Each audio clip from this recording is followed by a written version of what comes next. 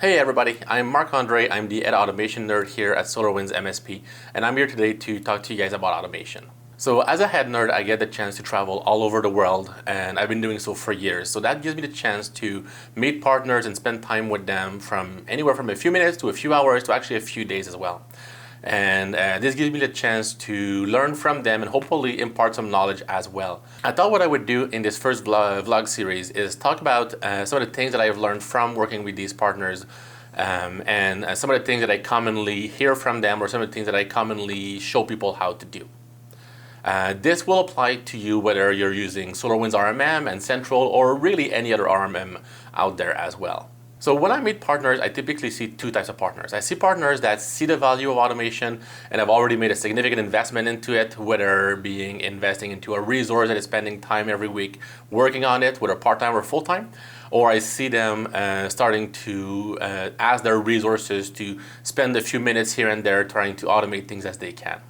The other side of the spectrum is I see partners that have not made any investments yet, and what they typically do is that they'll go through and tell me very openly, look, I'm not interested into making that investment right now. I want to continue what I'm doing and I'm pretty happy with it, and we're just going to go ad hoc and do it one thing at a time. Typically my answer to this is to tell them they've already made the investment to buy an RMM, they've made the investment to invest into good quality staff, so I recommend to make a little bit more investment into the resources for them to be able to look into their tickets, look into their system, and see what can be more efficient to make the company more money overall.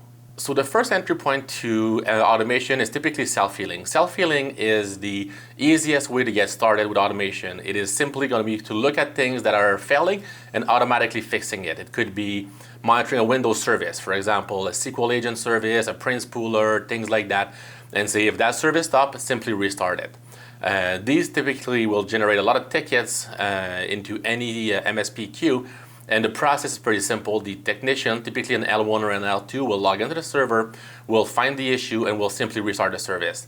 Now, through automation, you can simply tell the system, if you see this happen, just restart it and move on.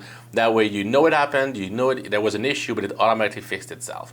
This way, 80 to 90% of those service issues will get fixed all by themselves, and that way you won't have to worry about them, which will reduce your number of manual ticket processing. The second thing that I get asked quite a bit when I start with automation with a new partner is typically going to be, what do other partners do as far as maintenance on desktops and servers? So my answer usually will be, well, look at the automation cookbook. There's already a ton of stuff pre-built. But more than that, I really ask them, what do you spend time doing every day, every week, every month? That is something that you could automate as a daily or weekly maintenance. For example, you can do an automation policy that runs every day or every week to re-enable UAC, disable RDP, disable auto run, do a variety of things like this that your technicians would have to do by hand, or that may constitute a security risk if the user takes it on himself to turn it back on or off.